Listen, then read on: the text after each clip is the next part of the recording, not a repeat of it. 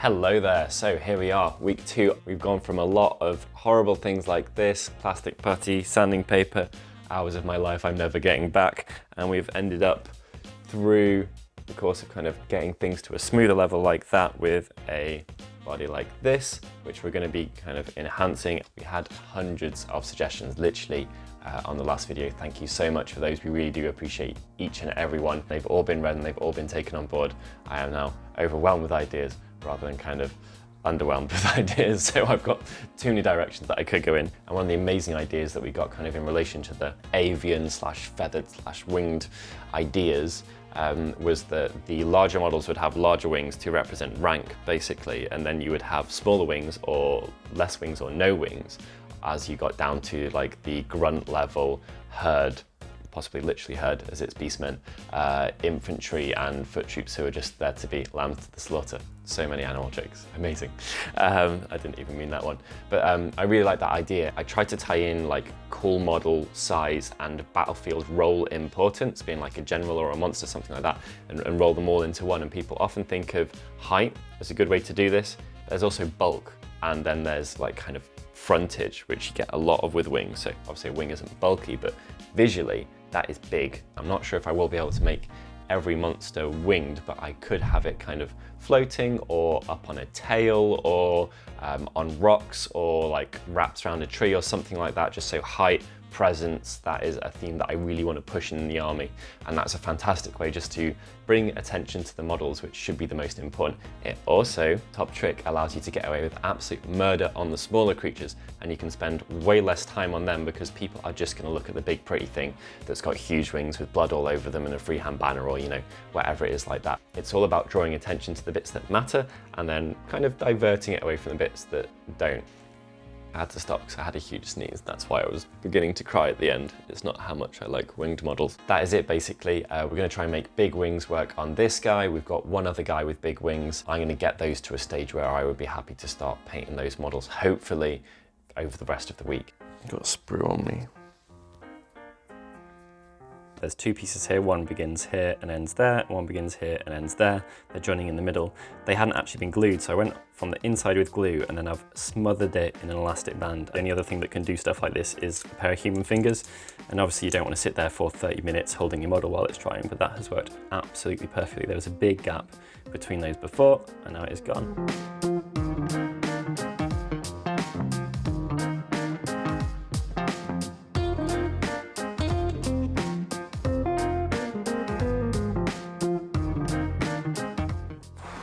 My God, this guy looks like he's been to a tattoo parlor. Look at that.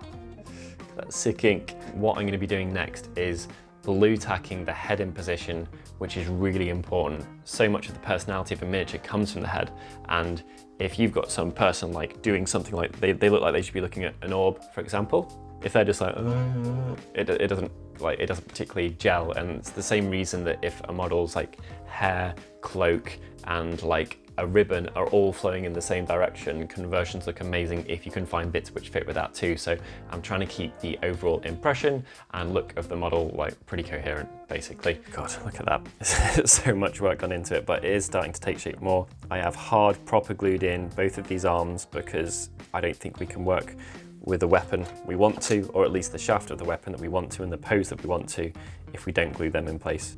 Oh dear.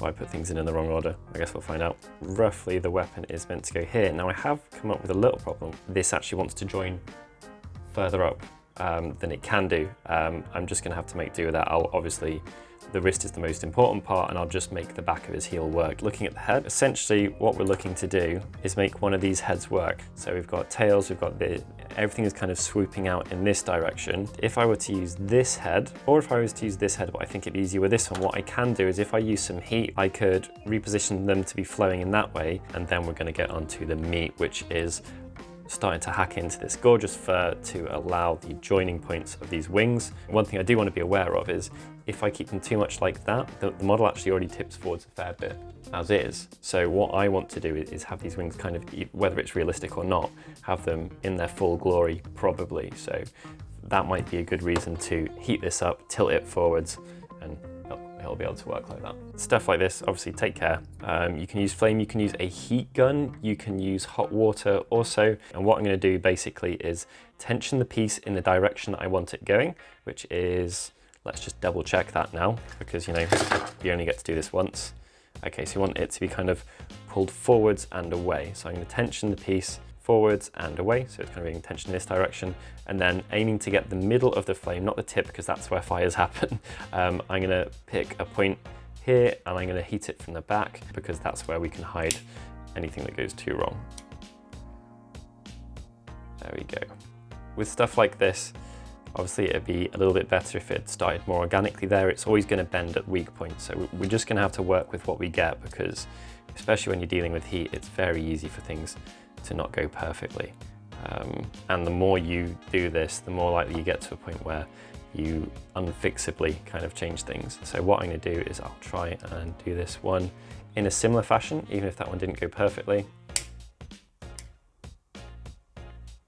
Okay, so now both of them are doing it. I think that allows us potentially to get away with a little bit more. And then straight away, hopefully you can see there that the flow of this miniature, that hair, his fluff, everywhere, it's all flowing in this direction, and we've got his little ponytails, pigtails, whatever, flowing in that direction as well. I'm just going to try and tension this one. Again, always be careful with this type of stuff. A little bit more from the back. So I reckon that is about as good as we're going to get with that. Like with freehand, I think a lot of the time with stuff like this, you just have to get it to a point that you are okay with, and then accept that is good enough, because you're more likely to bend it, or if it's freehand, you like to make it too big. And as ever, you're going to see the delicate touch that I employ when I'm doing this type of stuff. Get out of there. Time for a little bit of green stuff.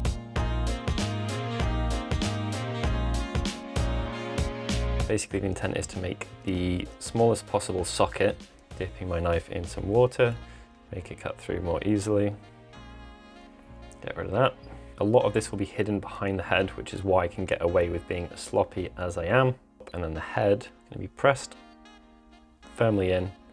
Now you could leave it to dry here if you're being super secure, or you can just be really impatient, and as long as it's in a smooth, quick pull, you can pull it off. So you can see there we've literally got a perfect socket. Don't know what you guys use your excess green stuff for, but I tend to roll mine up into little mushrooms for bases, like so. Find a smooth surface, smoothish, and then at some point in the future that'll get a pin put in the bottom of it to be a stalk, and it'll be a madcap mushroom. Slightly worrying time here. In order to be able to get these wings to work, we are going to have to give this dude a haircut. I'm just going to go in. I've roughly worked out where it needs to be, and this isn't subtle. Back to the lighter, same as last time.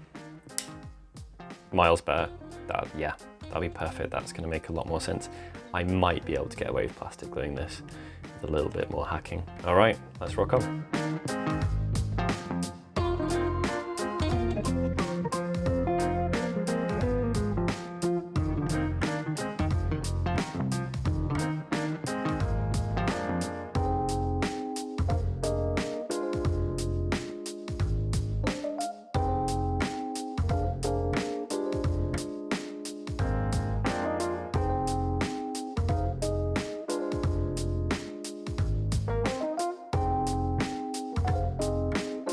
It's the next day now.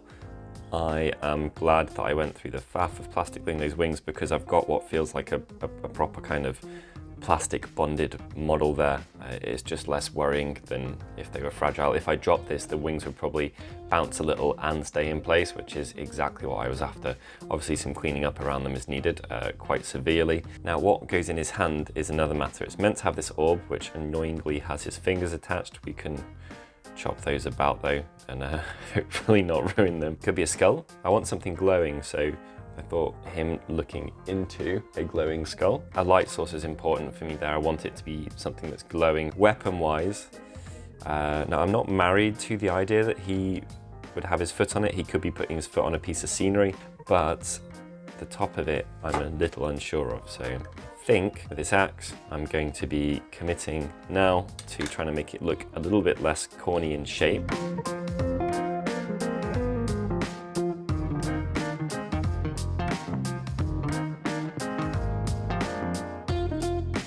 So after all that work, ironically, I feel like I've made something that's reminiscent of Chaos Dwarfs. So it's really not worked out.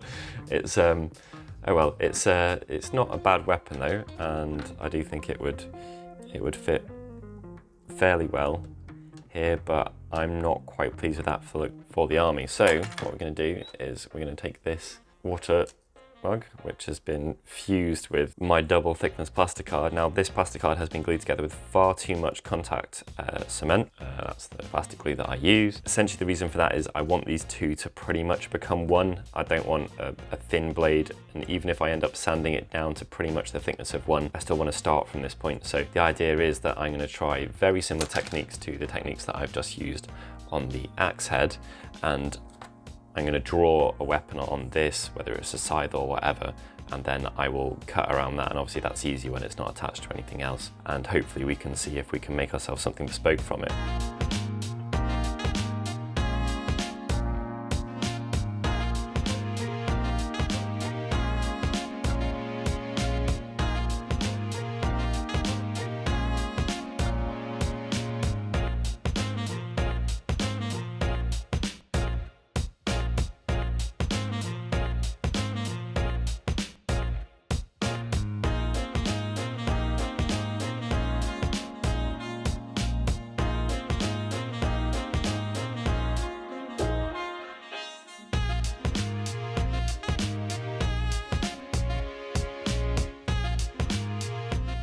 So as you can see, I've made quite a lot of mess here.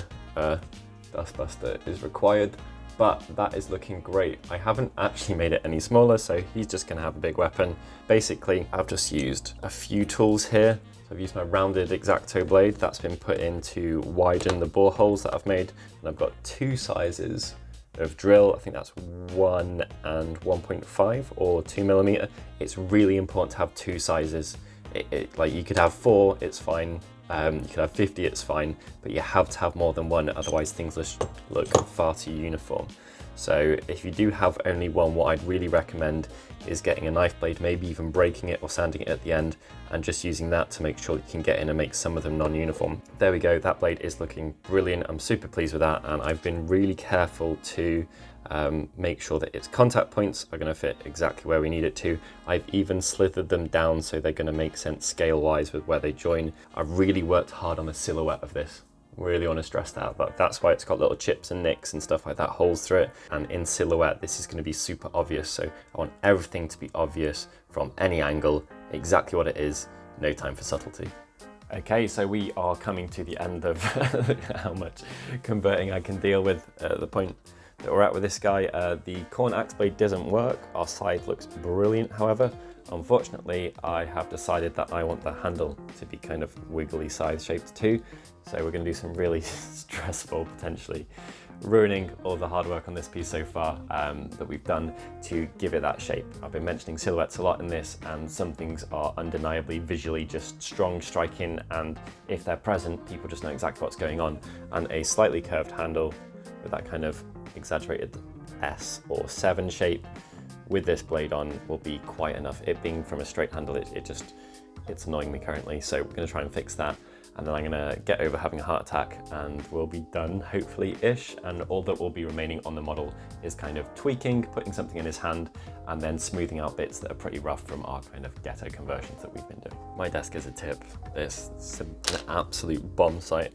Okay, so I'm going to lightly glue this to the handle just because it'll be helpful when doing our bending bit and kind of the orientation of the weapon. Here begins the very, very worrying bit. As I covered in previous ones, I'm going to tension it the way I want it to bend.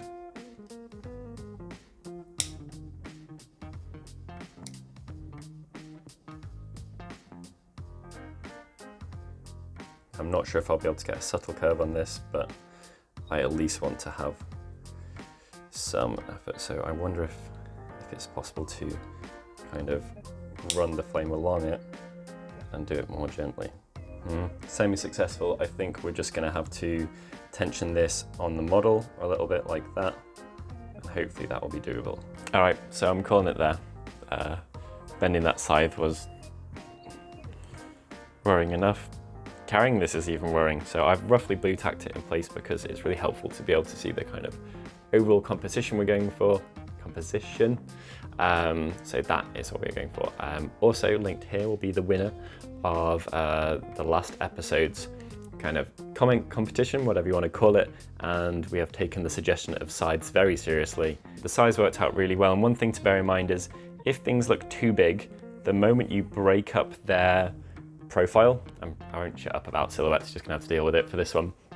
Their profile, their silhouette, if it's a big, like unbroken up block, sweep, scythe shape, whatever it is, the moment you start taking little nips and tucks out of it and scratches and dints and stuff like that, it will make it look way smaller, even though its overall volume's barely changed. I've kind of brought the scythe back into a just about acceptable looking size by just taking little bits out and breaking up its profile. So again, silhouette, it's an important thing for this one, but this silhouette I think is super striking, and then that along with the other wobbly miniature that we have, nothing kind of command or monster wise in this army is going to have anything but an overly dramatic, let's face it, they don't need to be that anime styled silhouette. So everything is being clocked up to 11 as much as is possible. Putting him back, careful he doesn't break. We're good, and that's what I wanted to go for the command. At least the smaller guys, they can be kind of a little less distinctive, that's fine, they're going to be repeated, but the big guys are all singing, all dancing, and should be instantly recognizable from any angle. That's the idea, and I think we've managed to achieve that. So thank you very much for watching this episode. Suggestions of what my guy should be holding in his hand, any more theme suggestions, and please, basing and color scheme are the big ones that I want to be moving on to the next one. So even though I've not got all the army built, I've just got like nearly 2 models built, I want to start testing out paint schemes. So color references and basing as well. It's going to be something like a forest with an altar and sacrifices in it, probably, but if anyone's got any touchstones to that would be absolutely amazing. Ideas like, I don't know, do I put colourful mushrooms on the base to get away with the fact that it's going to be grim dark schemed or anything like that? I would love your suggestions. They were absolutely amazing last time we read each and every one, and they really have helped inform kind of the project where it is now and where it's going to end up. Thank you.